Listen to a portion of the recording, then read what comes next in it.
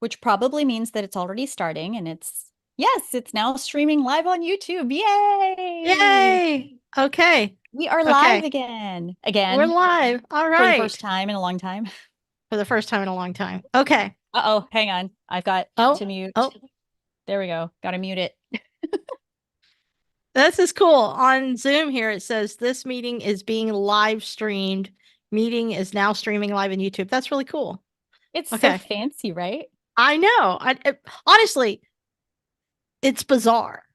Yeah, It's like yes, we don't yes. step back and appreciate how unusual all of this really is. We just take it for granted now. We're in Zoom in different houses, Yep. live streaming to YouTube.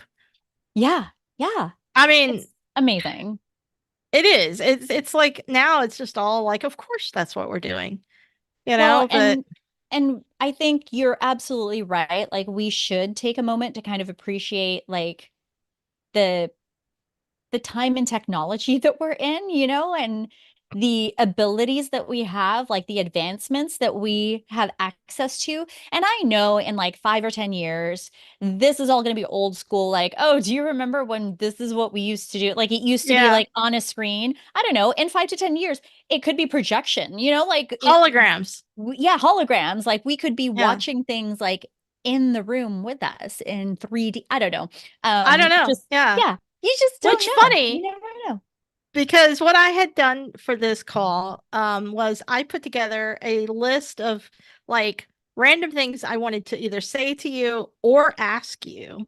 Uh-huh. Um, and it's kind of related. Okay. Oh, Um, okay. kind of. So I want to, I'm just going to say a phrase and then I want you to tell me what you think of when you say it.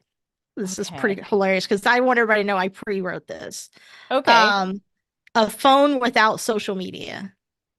A phone without social media? Yeah. Panic?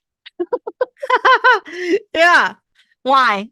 Like, are we playing a word association game? Yeah, like the first thought that came through my mind was panic because we've we've gotten to a point where we're so used to immediate access really to people, like to friends, family, information. And actually, let me tie that to what we were just talking about before we went live, which was here in Houston, we got the direct hit. We were directly Yeah. in the path of Hurricane Beryl, and so we're still kind of coming out of the after effects of the hurricane. Hmm. So there's Hmm. still a lot of infrastructure that needs to be fixed. Cleaned up, power fixed. Yeah. power there's a lot of people still without power. I'm just praying that my internet connection remains stable and stays on so I can continue getting work done and things like that.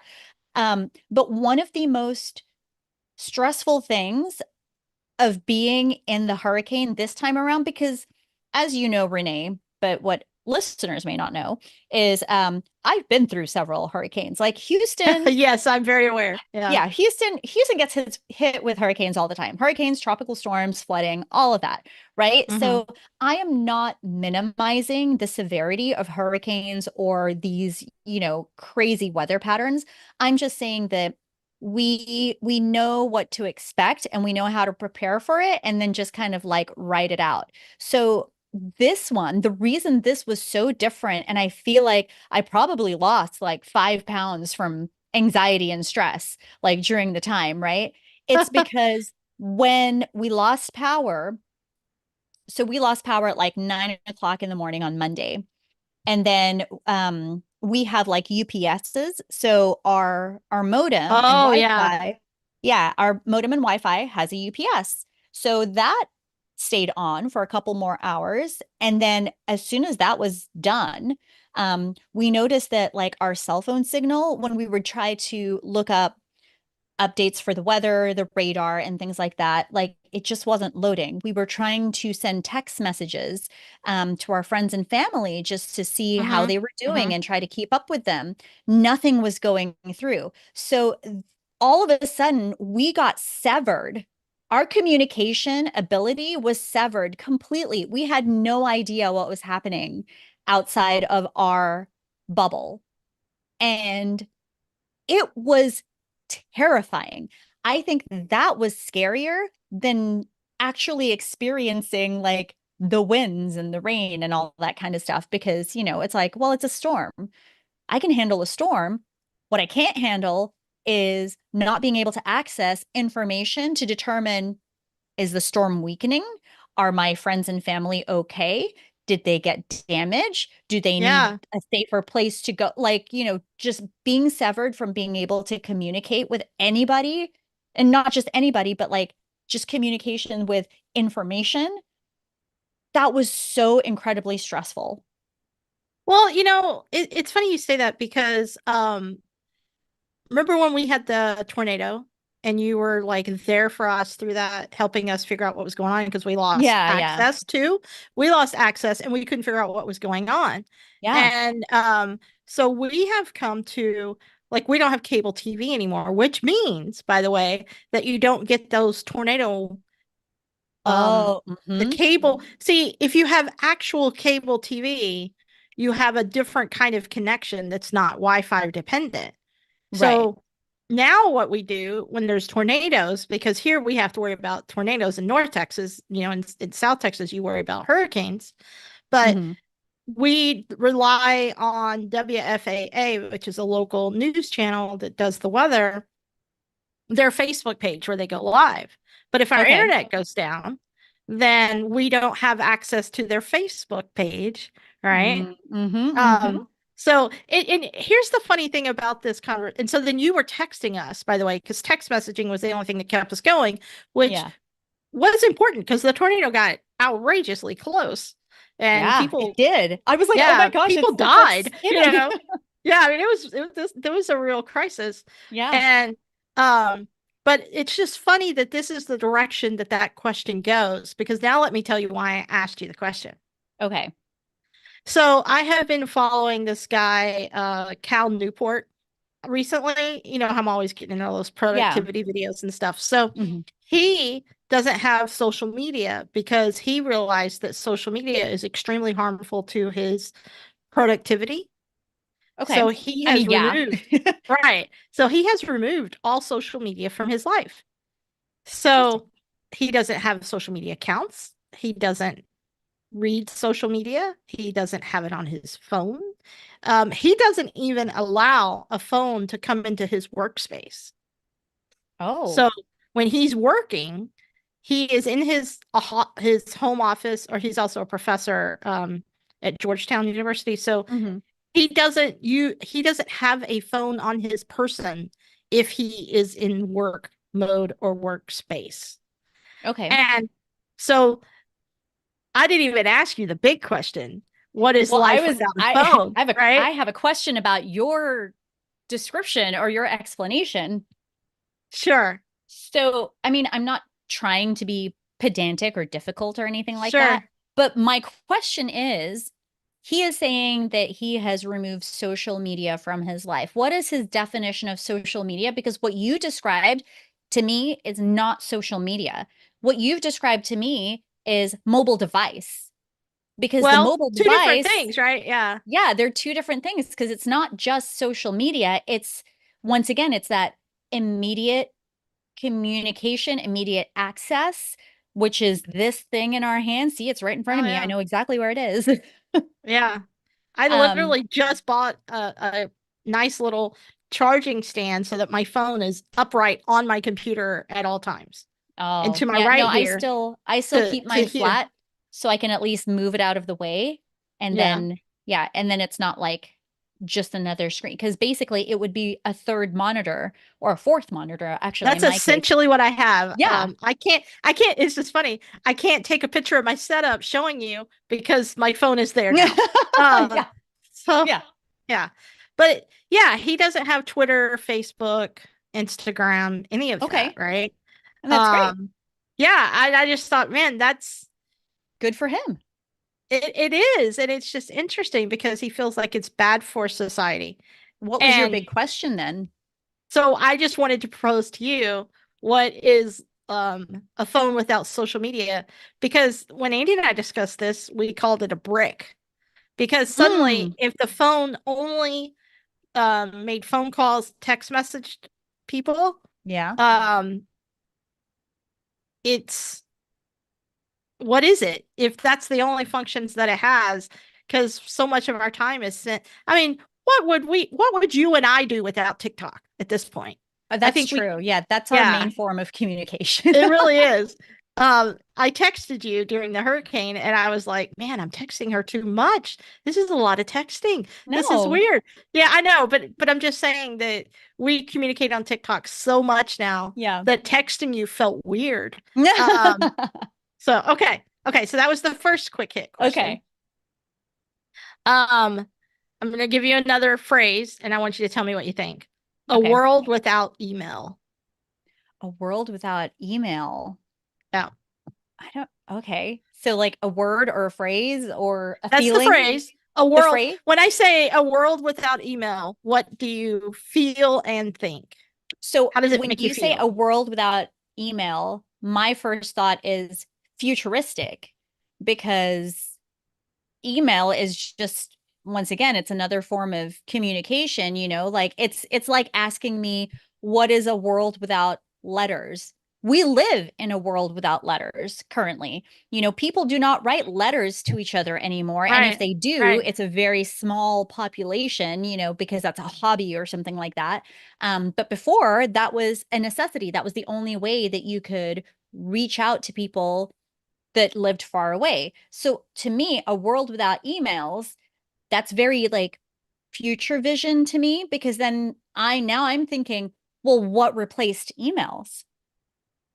That's interesting. In a world That's without really emails, interesting. what replaced it? Because it's not that it just disappeared and then all of a sudden that form of the communication is just gone. It's okay, it's evolved.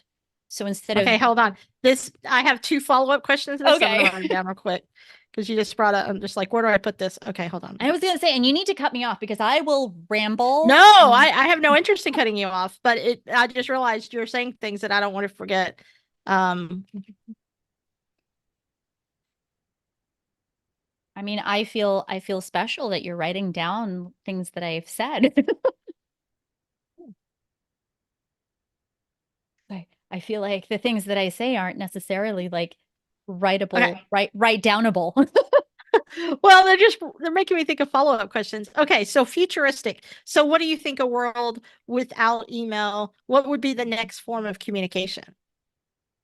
I mean, that's a great question. I already think that we're starting to like get to that point where, it's a world without email because now we have instant messaging, like messaging apps could Like be the Slack replacement or for email. texting? Yeah, Slack or even Yeah, just like texting, right. so that could be what replaces it. But when I say futuristic, like I'm thinking instead of a parallel, because if you think about it, like email to messaging, it's parallel, right? Like it's a parallel move. So I'm trying to think of like an even more future um solution.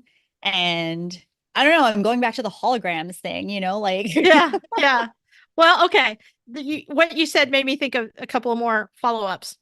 When's the last time that you wrote someone a personal email of just like you would write them a letter?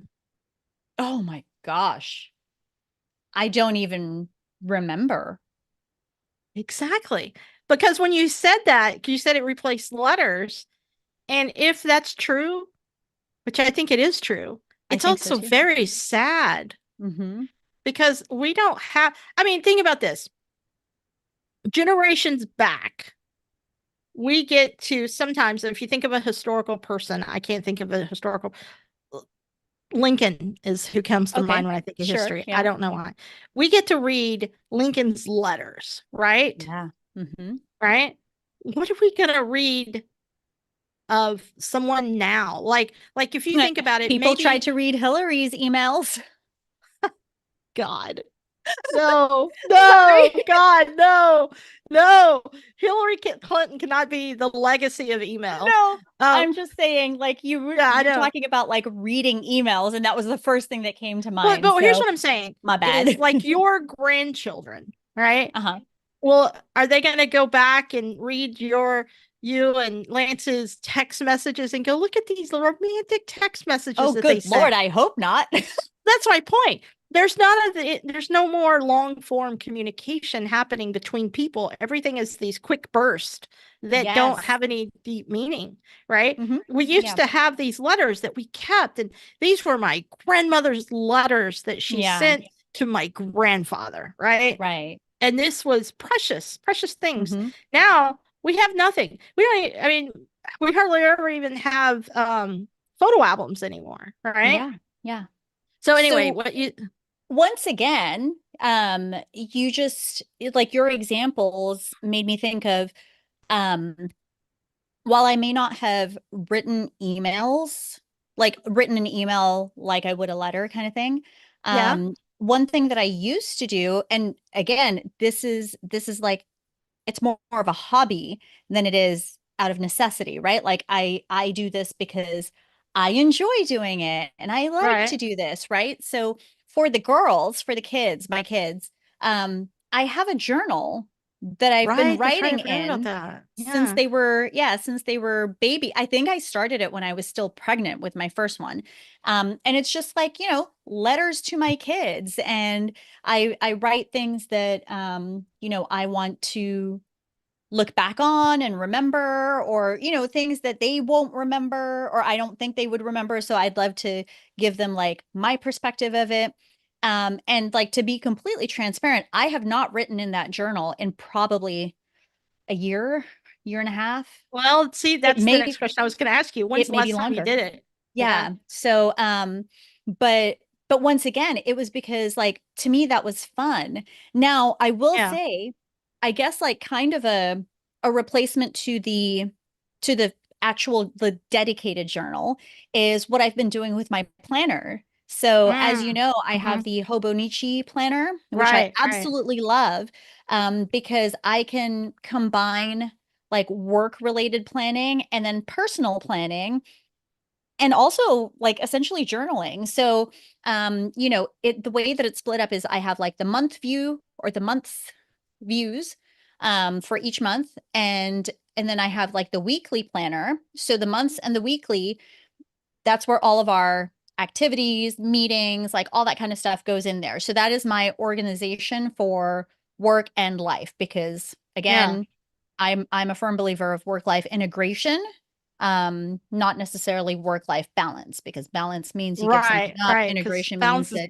they not work true. together. Yeah. Um, but what I love about the Hobonichi planners is they have a day section. So every day is its own page, and I have been using it like a journal. So if something fun happens or something memorable happens, like I'll either like you're gonna laugh because you mentioned photo albums. I will print the pictures that I took of that event or experience or whatever it may be. So I'll print it and then I'll paste it into the journal, and then I'll put a little like caption. But once again, it's not like a long form, like, Dear Diary, on this day, I woke up and this happened and I felt this way. No, it's like short form content. So here's an image and a very short description, like, this is what happened. This is how it felt, and this is how we're going to move forward from it, or whatever it may be. So it's See, it's a I lot more think that is more than condensed. the average person does, by the way. Yeah, but once again, it's not out of necessity. It's because I enjoy doing it, and it's kind of like it's my, I don't know, therapy, like art therapy. I Yeah, guess you could yeah. call it that. I think Um, it's so cool. yeah. So I guess I haven't like actually stopped. I just changed. I evolved what I was doing originally. Okay. Follow-up question. Okay. God, that was so good, by the way. But follow-up question. How often do you write long or even medium long work emails? Oh, work emails? Yeah. I would say that's like a 50-50. It Okay. depends. It depends on who I'm communicating with, Mm-hmm. because we work with so many different clients, different personalities. Some clients, they love it when I do like a Loom recording, even if it's not like a screen share, if it's just like a recording of me speaking to them, like they can absorb that type of communication so much easier than if I wrote them a really long email. But then I have other Mm, clients who much prefer like everything written out, bullet points, like very structured and long in text. And that's how I communicate with them. So yeah. it really is a 50-50. It depends on, especially since you specified work. Um, yeah. So some of the communication is long form email. Mm-hmm. Some of the communication is like recordings, whether it's audio Mm-hmm. recording or a video recording. Mm-hmm. Um, yeah, it depends on the personality, but that's just our approach to working with our clients. Like we meet them where they are because we want them to, actually take our advice and like listen to us and trust that we are the professionals because we're explaining it to them in a way that they understand and understand it easily. Yeah, that's interesting. What about you? What about me? Oh, Yeah. um, well, I can't remember the last time I sat down and wrote a personal email. We have one friend, that a few times a year will send an email back and forth with, and because she moved to California and now she lives in Utah. And every like twice, two, three times a year, we're like, oh my God, I miss her so much. But when I say we, I mean Andy, by the way. Yeah. I can't remember the last time I wrote a friend or a family member or anyone Hmm. a personal long form email. It just Yeah. doesn't happen. It just doesn't happen. Yeah. Um, Not anymore. That used to. Andy and I, when we were first dating, would trade emails back and forth because we didn't live together, we didn't work together, and that was the best form of communication because back then you still got charged per text message, right? Yeah. So Oh my gosh. yeah, Not that was a just long charged per time ago. text message, but you got charged per minute. So you always waited Yeah, until after 9 p.m. because then the that's minutes right. are free or That's right. unlimited. Right. Yeah. And yeah, so long time ago that was true. Now Hmm. work is interesting because I don't this is so funny, but since I started my job with Fred, I have an email address and I've never emailed anyone from that What? email address from my work. I've never done it, sent a single email because Oh of my the kind of work. gosh. Well, I haven't had a need. It dawned on Yeah. me the other day. I don't have it. I email people sometimes from his email address, like a link or something Yeah. for payment, but I don't email anyone. I don't actually do anything I was actually at gonna say, this but job. what about like, do you do like recaps or like a report or anything like that? Is that just like if it is a report, it's in a spreadsheet and you just share the spreadsheet link kind of thing? Like, Well, ha- okay, that's I'm a having a great hard question. time wrapping my head around like you have not sent an email. No, I have not sent an email. Isn't that weird? That Um, is but insane. I do a lot of communication through Slack, Okay. and then ClickUp, Mm-hmm. and then I use oh gosh, a ton of Skype communication. Okay. Now, Um, when you do Skype communication, do you use it like a messaging, like instant messaging, or do you use it like you use Zoom, which is like conference calling, no, no, no, just just messaging? like somebody will send me a Skype, like one of the clients would be like, "Can you give me the status of this project?" Okay. So So I'll like do messaging. status update.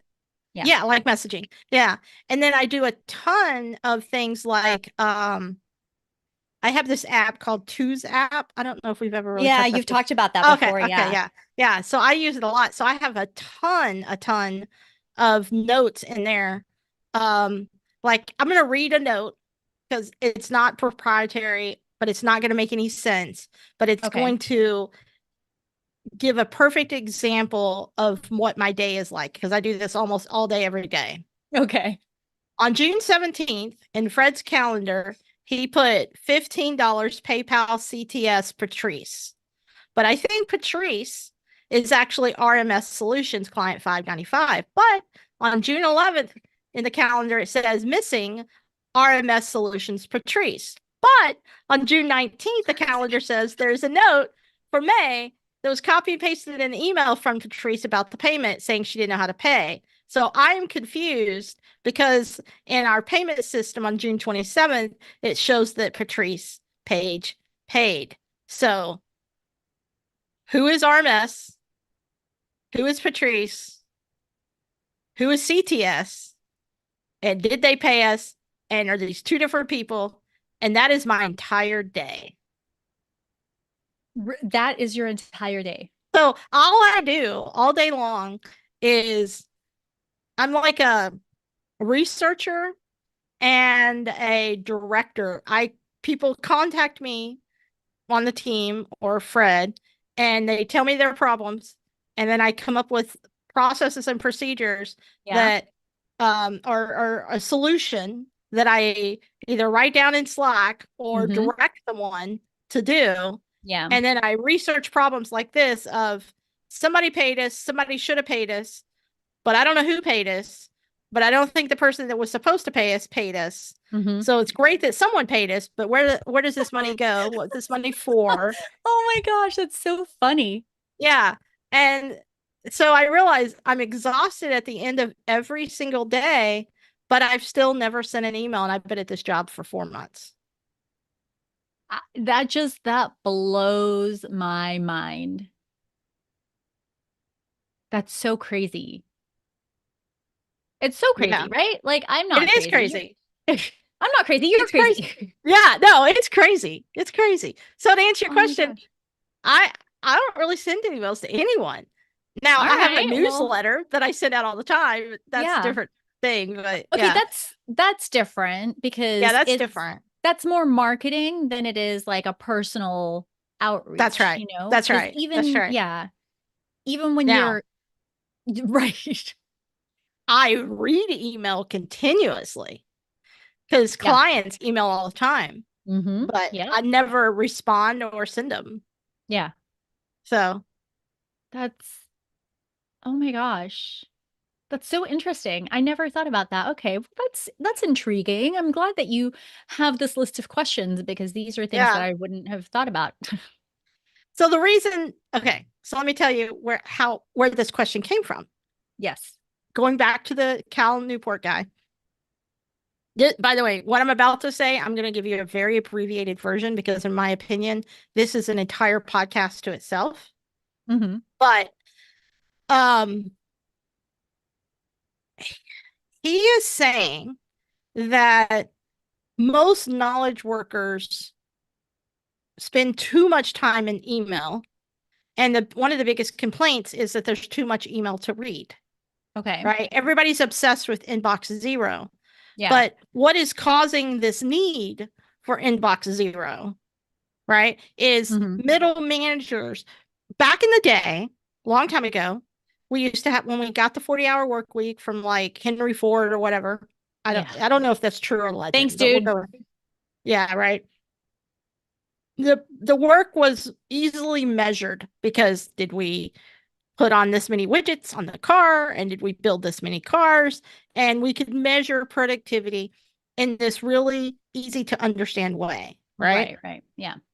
During the manufacturing time. Now we have this thing called knowledge work, right?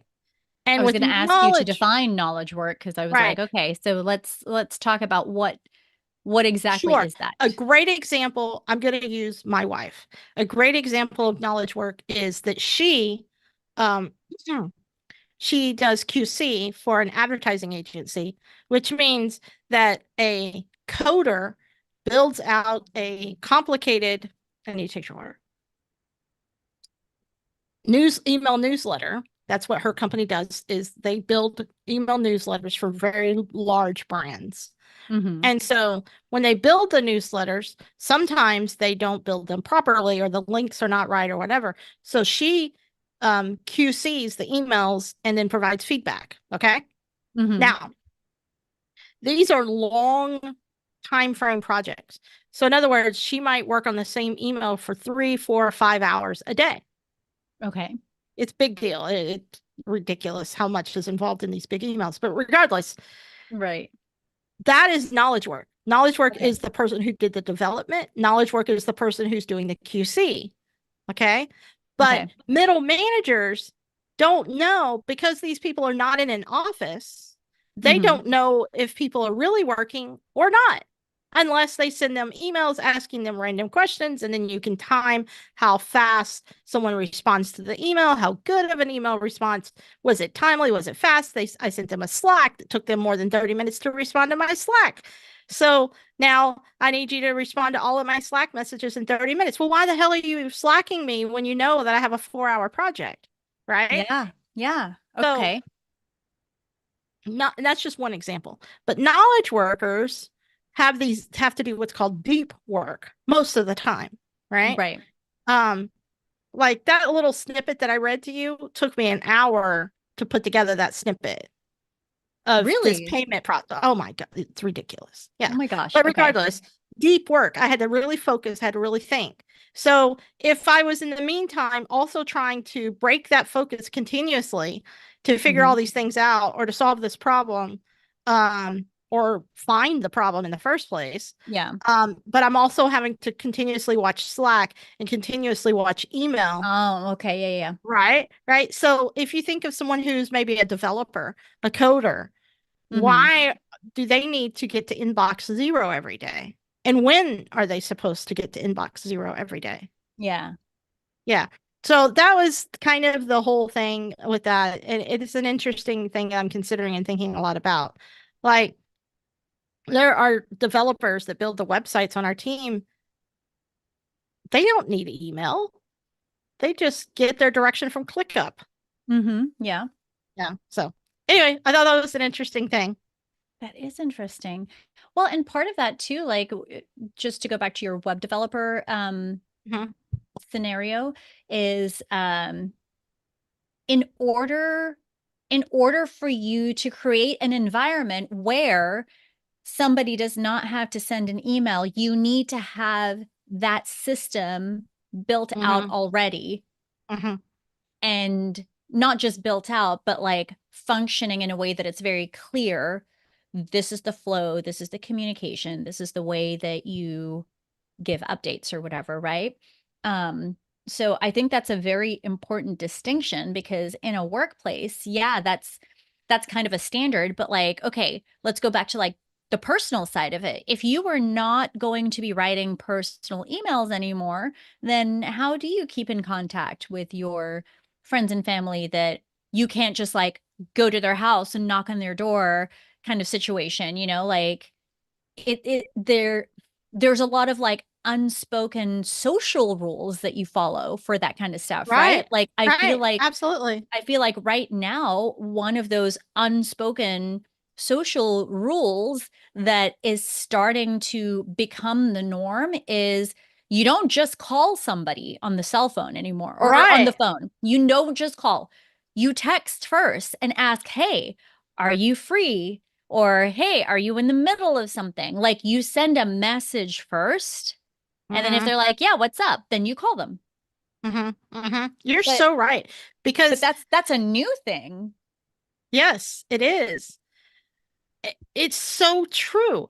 It's like we've talked about this before. I know we have that just calling someone is weird. Oh my gosh, it is. It's so weird. Yeah. Because As a matter during of the fact, hurricane, it's just so weird. calling people was like, I was nervous to do it because I'm like, oh, but what if their phone is dead? Okay, well, if logically it's like if their phone is dead, then it's gonna go to voicemail. Like, why are you freaking out about this? It is so weird that when someone does call me, now I think someone's dead. Oh my gosh, yes. Yeah, Mm-hmm. because Mm-hmm. the only time I get an abrupt phone call, it seems, is when something's wrong. Yeah. Yeah, Yeah. Oh, yeah, that's kind of weird. Okay, do we have time for more a new topic, or should? sure. Yeah, let's go ahead. Okay, okay, I'm going to give you the the topic and the 3 questions that I wrote down all together, and then we'll work through them one by one. Okay. And I'm doing that for a specific reason because I never wanted to feel like a gotcha, right? Okay. I don't know. That's what it feels like. No, I'm kidding.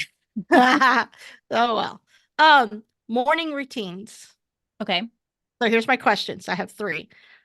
What do you think of them? Do you have one? And do they impact success? So, Okay.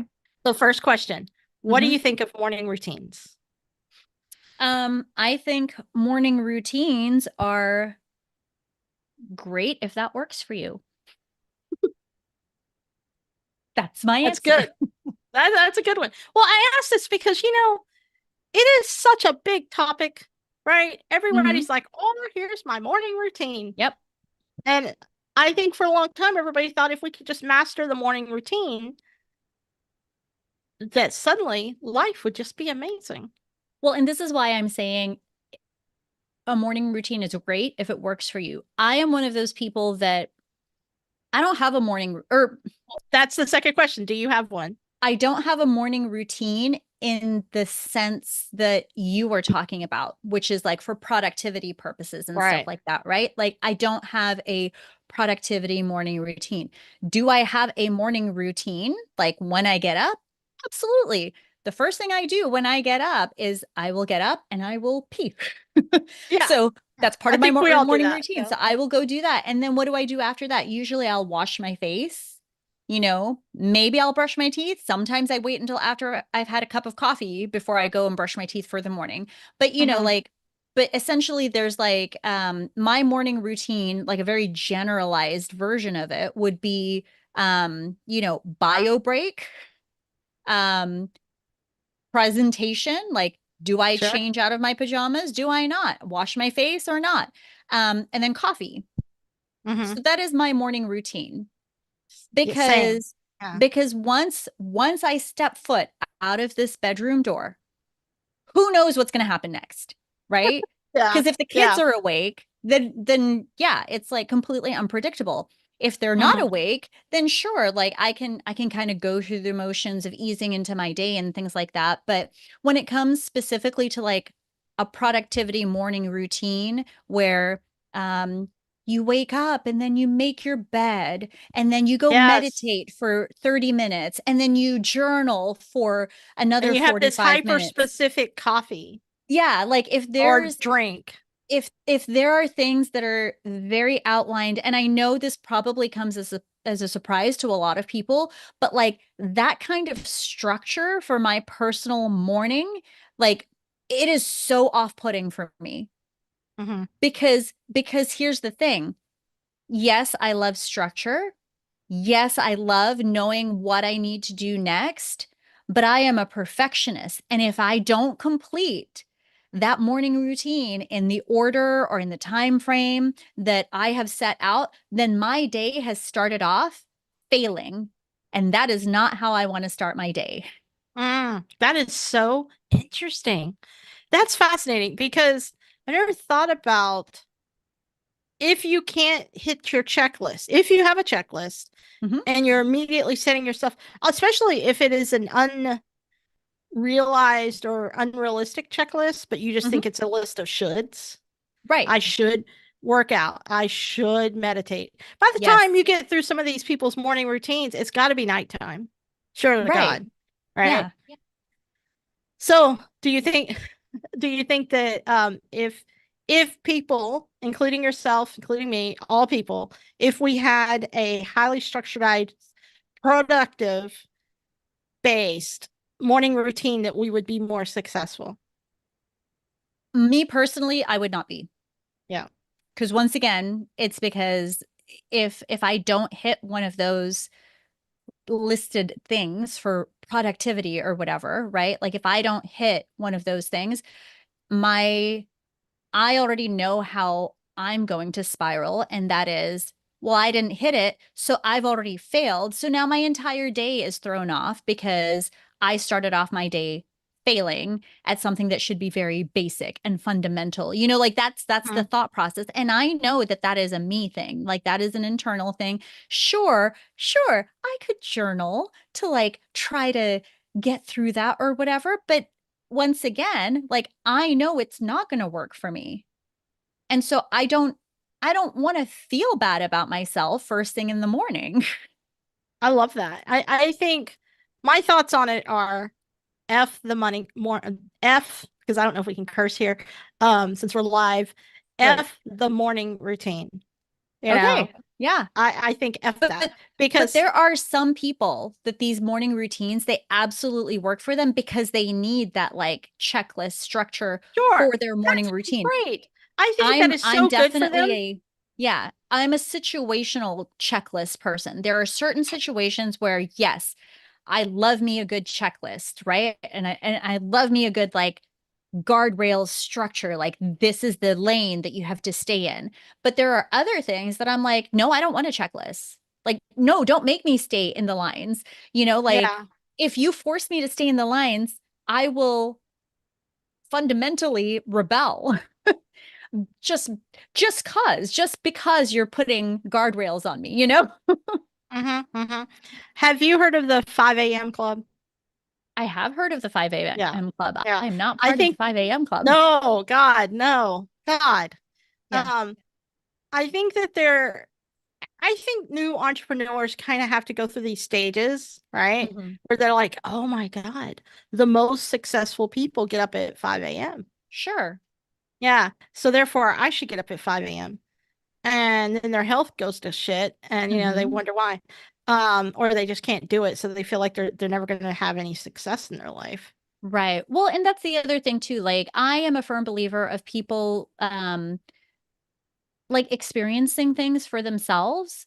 And Hmm. so like we all have to do it, right? Like that's the best way to learn because you can hear about it from somebody else. Like we can tell everybody, we can tell all new entrepreneurs right now on this live, we can tell them this is what you should and shouldn't do because this is what's going to make you fail and this is what's going to make you succeed.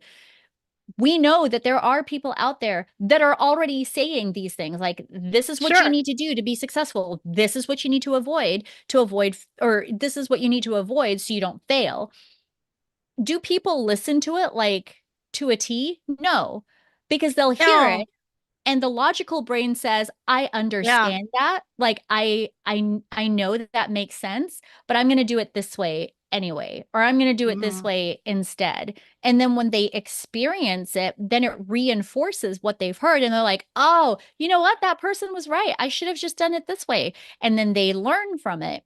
It's Hmm. just like kids, like as they go from laying there just laying there to rolling over to crawling to toddling. You can't do it for them.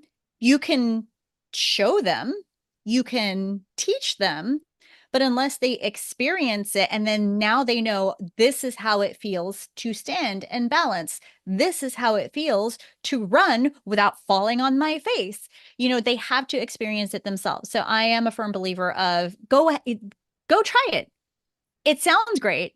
Go try it. If it Hmm. works for you, wonderful, fantastic. There's not a one size fits all solution. But if it doesn't work for you, don't feel bad that it doesn't work for you. That doesn't mean that you Well, failed. It just yeah. means that it's not, Yeah. that wasn't the Yes. the thing that would help you. You and I are the perfect examples of this specific topic.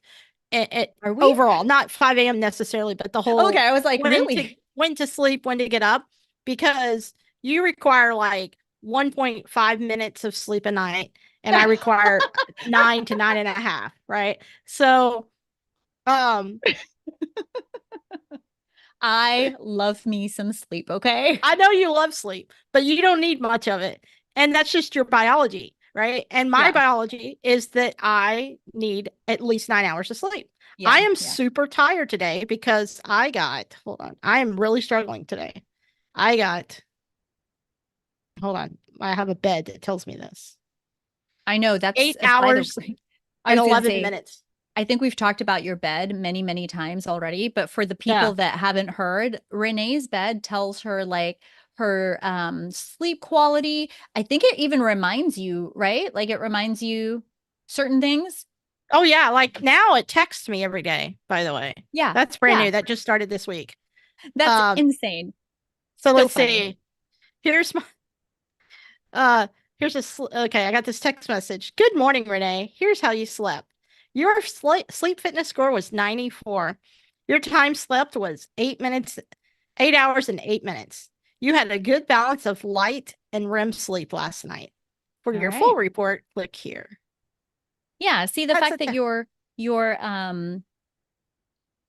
what's it? Your bed tells you all of that, like Yeah, just cause or whatever, right?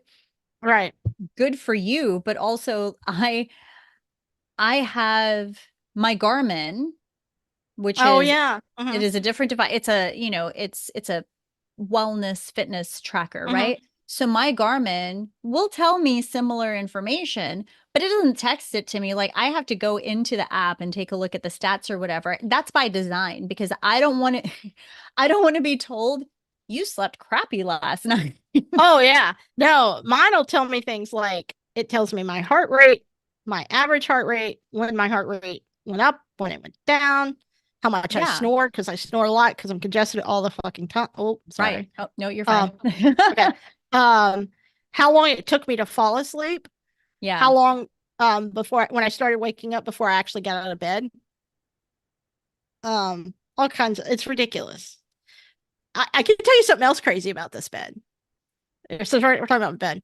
I'm having trouble Okay. with my bed right now. Yeah. My bed Oh, does you not are? want to. Yeah, I'm having trouble with my bed. This is wild. So my bed on my side will not go past 74 degrees, which is kind of warm in the middle of the night. I want it to be cooler Yeah. because it gets so hot in our bedroom. So it won't go past 74 degrees. So it won't cool down to like 69, which is where I would like it. Okay. Okay. So I reached out to them and I said, something's wrong with my bed. This is a very expensive bed. So I'm like, hey, what's up? So I'm like, something's wrong with my bed. It won't get cool enough. So they're like, okay. So they said, no problem. Um, Send us some pictures of various pieces of the bed. And I said, okay, fine. Send them the pictures. They're like, all right, cool. So they said, for the next 6 hours, put a blanket over your bed, but don't get in the bed because we are going to run a remote temperature test. So where they raise the temperature real high, they raise it real What? low.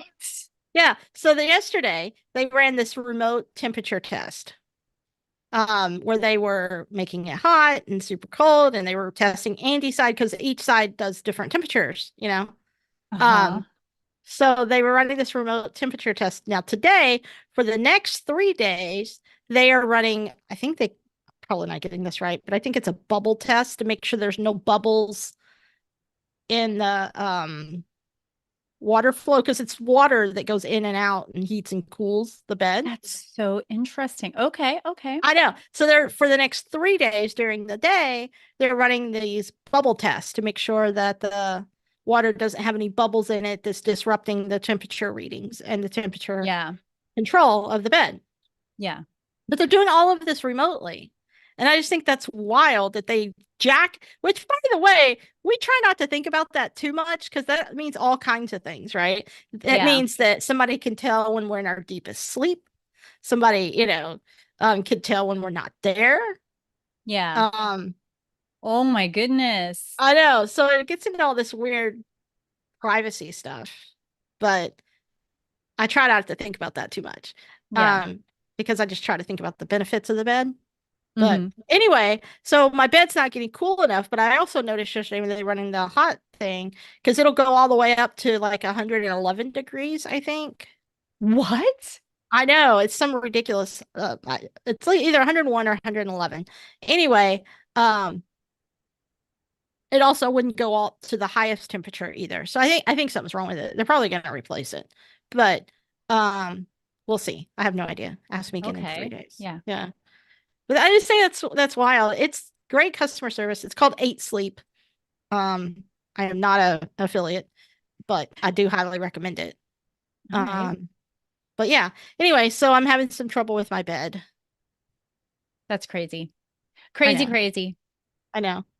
So I'm like, well, those are I the I end of feel my like I questions. feel like we veered off of the like original question though, right? I think we did. Oh, because of a morning routine. So we were Oh, talking morning about, routine. Okay, no, oh, no. So right, we right, so we right, right. didn't veer very far. It was just No, yeah. Because I was trying to backtrack and I was like, what? How did we get here? yeah. Well, what I was going to say is the problem with morning routines and everybody having rules about what time you should get up. And if you get up at this time, you're the most successful. Hmm. The problem with that is you're, it's really not about what time you get up. It's about what you do with the time that you're awake. Right. Because Yeah. to my point, I mean, you technically have an advantage because you require less sleep. So Do I technically, though? well, I mean, am I wrong? Has this changed? I mean, I don't know. I feel like as I get older, yeah, I am for sure feeling the effects of not getting as much sleep. Well, So that's interesting. it is interesting because and I think part of it too is the fact that because I know like there have been scientific studies about this. This isn't just like a woo thing that I'm going to talk about. And I can find sources for all of you people that are like, give me the sources. If you're Yeah. saying there's scientific, okay, yeah, there's scientific findings based on this, right? But Mhm. like everybody knows that we have a circadian rhythm. And Right. within that circadian rhythm, you have like an energy rhythm. There are Hmm. some people whose energy peaks like as soon as they wake up, like in the morning, that those are the morning people. You know, they're like they're up and they're going and they're good. But they're also the ones that come afternoon, like 3, 4 o'clock in the afternoon, their energy is down. And then that's where it's hard for them to like kick that energy back up. And so by the end of the day, they're just exhausted. And then they're the ones that go to bed early and then they wake up early the next day and then do it all over again. And then you have people like me, my energy circadian rhythm, I guess is what it's called. I don't know. There's probably a technical term for it, but mine is like I build up my energy. So I know people say this all the time and I think it's hilarious because they're like, you're so peppy first thing in the morning. And I'm like, that's because I have to force myself to, I Mm. have to force myself to be acceptable of social interaction in the morning. Otherwise, I'm like a little gremlin. So I have I have gotten to the point where I force myself in the mornings to like put a smile on my face and talk to people, but like inside internally, my energy levels are still very low. Like I cannot naturally just be like jump out of bed and I have all this energy. Like I'm a Hmm. fake it till you make it, like I put that smile on my face and I'm like, "Good morning, everyone. Let me finish my coffee, please." And I know part of that is the people pleaser thing, but I am the Sure. person that, in the afternoon around, 3, 4 o'clock in the afternoon, like my energy is suddenly up and I am like, go, go, go in the afternoon through the evening when everybody else is like, I'm done. And I'm like, no, I'm just Yeah. like getting started. Right. I, I I think everyone has, like you said, everyone, I just literally watched a YouTube video about this. Everybody has their flow, Cycles. right? Of their Mhm. productivity Yeah. flow. And it's funny because I think that the video I just watched literally called it that. Productivity Um, flow. I think so. Okay. I like Um, that. but there's another thing too, and this is what I was addressing. Like there is a gene, and they say that most of our presidents that we have genetic data on, of course, we only have that for so many people, so Right. many presidents, but they have this gene that has been identified that means that they require less sleep than the average person. Hmm. And the twins that used to live here, my old Yeah. friends, yeah, Yeah. they have that gene. I know they haven't been tested for it, but I know for a fact that they must because there are certain people that if they get more than an X number of hours, it's different for every person, but like Tabitha, if she gets more than 5 hours of sleep, she actually feels worse. Yep. Yeah. And So so, that is also uh, me. If I have too right. much sleep, like I will have a headache and Hmm. like I will have even less energy for the whole day. So if I Right. get too much sleep, I'm just it's like I can't get out of it, like I can't get out of the grogginess. Now, you also can nap though, right? Are you a I can napper? nap. I Yeah. can nap like nobody's business. Yes. Right. Right. And And that's and see the a true nap. Not like other people who say, "Oh yeah, I napped for 2.5 hours." And I'm like, that is not a nap. That is yeah. sleeping. Like you slept. Right. Right. I'm That's a good talking like point. cat naps. Like, I can lay down and rest for like 20 to 40 minutes and then be re-energized when I get up. Right. I am a terrible napper. If I Oh, nap, I'm sick. yeah. And so, but I, sleep for 9 hours on average. And so I don't think I can't nap. I just can't do it. I'm Yeah. not a napper. But I have noticed that people that require less sleep on average, also are really, really good at napping. Yeah. And I find Yeah. that so interesting. Well, once again, it goes back to the whole like every person is different. Everybody has different needs when it comes to rest. Every person has different needs when it comes to energy. Every person has different needs when it comes to food consumption, right? Like, I I always joke that I accidentally practice intermittent fasting, and part of it is Huh. because I just forget to eat. But then you have my husband who, like, the concept of forgetting to eat is so foreign to him. Like, he cannot comprehend forgetting to eat because he's hungry every couple of hours. But for me, like, the reason I forget to eat is because I just don't feel the hunger every couple of hours. I do drink a lot of Yeah. water, I drink a lot of fluids, right? But when it comes to food. Now, I have a healthy appetite. I'm not saying I starve myself, like when I do eat, I Yeah, I get hungry. it's not an eating disorder. No, it's not an eating disorder. It's just, if I don't feel hungry, I'm not going to eat because then I'll feel sick if I force myself to.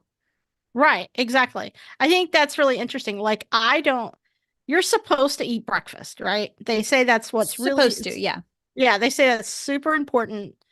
Um, but I can't hardly force myself to eat breakfast. Like I Yeah. have tried and tried and tried to eat breakfast, but Mm. what I actually do best this is what's weird is I usually want to eat at 11, 4, and 7. Oh, So I eat my meals so close together all in this short span, but that's how I want my food. yeah. And that's when my body wants it, man. Interesting. Yeah. Um, I have forced myself because I most happy, like if I'm on vacation, I'm gonna eat at 11, 1:30 to 2, and then 7. Yeah. So my breakfast, and I still want 3 meals, but the first two are midday, and I want them really close together. And I'm talking full Mm. meals. So like Mm-hmm. it makes Andy crazy because she can make me like we could be on holiday, we go out to breakfast. I eat a big breakfast around 11 Yeah. ish, and Uh-huh. then at 1 o'clock, I'm like, what are we having for lunch? And she'd Yeah. be like, my God, woman, you just ate, you know? Oh, And yeah. I'm like, yeah, but that's just how my body is. So I think we're seeing a theme there, by the way, right? Because all of Yeah. us are the most important thing if you're a new entrepreneur is to just get shit done. Mm-hmm. Just get things done in the time frame when you can in the best possible way. Yeah. And by the way, generally speaking, replying to emails is not actually getting work done. Just wanted to throw that out there. Yeah. So, Yeah. That's mm, very true. Yep. yep, yeah. Okay, well, that's all of my questions. Oh, awesome. I mean, I Yeah. love that. We called it rapid fire, but here we are. We don't do anything rapidly. No, that's very true. Yeah, we're not. Yeah, no. No, this was a really fascinating conversation though, because I think once again the biggest takeaway, the biggest message that we're trying to tell people is find what works for you. Like don't feel like just because um, you know, Jeff Bezos and Elon Musk are doing things in this way that's what made them successful. Sure, that's part of what made them as successful as they are, but there are so many other factors involved in it too, because you could you could follow their routines, Uh, everything that they did. You could do it exactly the same way that they did it, but if you don't have the same connections or you don't have the same confidence, you don't have the same um luck, luck, exactly, because luck plays a huge part in business. Like I know people huge. say it doesn't, but it does. That's Um, bullshit. It totally does. yes, I exactly. literally am the proof of that You really are. You're the because, best example of, yeah, yeah. yeah. But So, yeah, so just if there's anything that you take away from all of the things that we've said and shared is that, find what works for you and don't try to force yourself into an uncomfortable or awkward routine or process just because everybody else is doing it, because there is a big difference between going outside of your comfort zone and then trying to force something that isn't working or doesn't work for you. right, So right. it's a very fine line, but that's part of entrepreneurship too, is becoming more self-aware and recognizing like when you're crossing the line and where. I love Yeah, how my Zoom constantly keeps triggering oh, you're about to do a thumbs up or you're about to do like a high five or whatever. And then I have to like put my hands down real quick. yeah, yeah. That's funny. So that's it. I'm done. I promise. No more words. No more words? No more words. Okay. Well, listen, have fun at camp. Thanks. I will. I'm so Yeah, excited. yeah. Um, All and right. I all guess right. we'll end this live stream. So thanks to everyone that joined us on Yes. this live, and then thanks to everyone who is watching it not live. There you go.